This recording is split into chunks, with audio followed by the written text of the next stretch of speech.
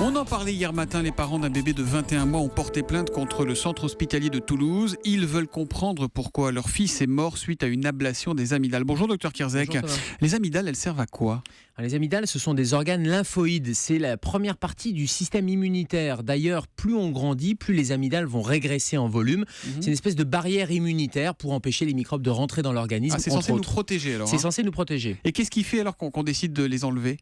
Il y a deux indications essentielles. La première indication, ce sont des infections à répétition, puisque les amygdales, c'est le lieu de l'angine. Donc quand des enfants, notamment, ont des angines à répétition ou des symptômes qui durent plus de 3 mois, où ça récidive, et notamment avec un retentissement scolaire, beaucoup d'absentéisme, eh bien, à un moment donné, l'indication se pose de cette amydalectomie, c'est-à-dire l'ablation des amygdales. Et puis la deuxième indication, c'est l'obstruction, puisque le volume peut empêcher de respirer notamment la nuit, avec un enfant, surtout s'il y a un peu de surpoids, ça peut obstruer les voies aériennes et entraîner des difficultés, notamment pendant le sommeil. Vous parlez des enfants, ça se fait forcément jeune, l'amydalectomie ?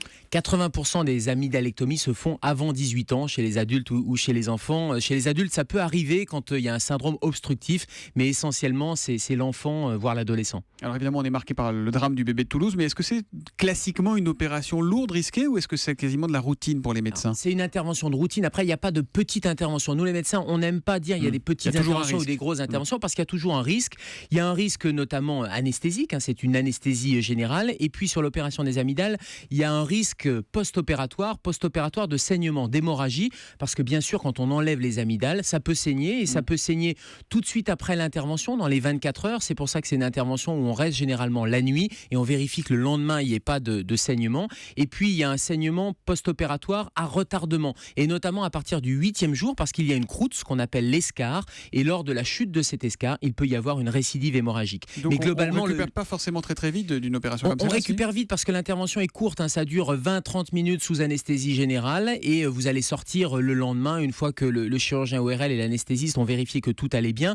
Mais on ne peut pas dire que c'est une opération sans risque. Il y a un peu moins de 1% de complications post-opératoires. En tout cas, c'est une intervention qui se fait en clinique ou à l'hôpital, et il y a plus de 30 000 interventions qui se font chaque année. Ça veut dire que c'est une intervention fréquente ou qu'on essaye de faire de moins en moins ? Plus de 35 000 interventions, mais on l'a fait de moins en moins. Quand on regarde, il y a 10 ans, il y avait le double d'interventions chirurgicales, c'est-à-dire qu'il faut à chaque fois peser la balance bénéfice-risque. Donc il faut vraiment qu'il y ait des infections à répétition ou vraiment une gêne fonctionnelle pour que le bénéfice soit supérieur au risque que l'on va prendre. Et souvent, cette opération, elle est couplée à celle des amygdales. Vous savez, on dit les amygdales plus les végétations. Oui. Donc on fait les deux en même temps. Dernière question, avec ou sans amygdales, quand on a des angines à répétition, quelle est la meilleure chose à faire, docteur ?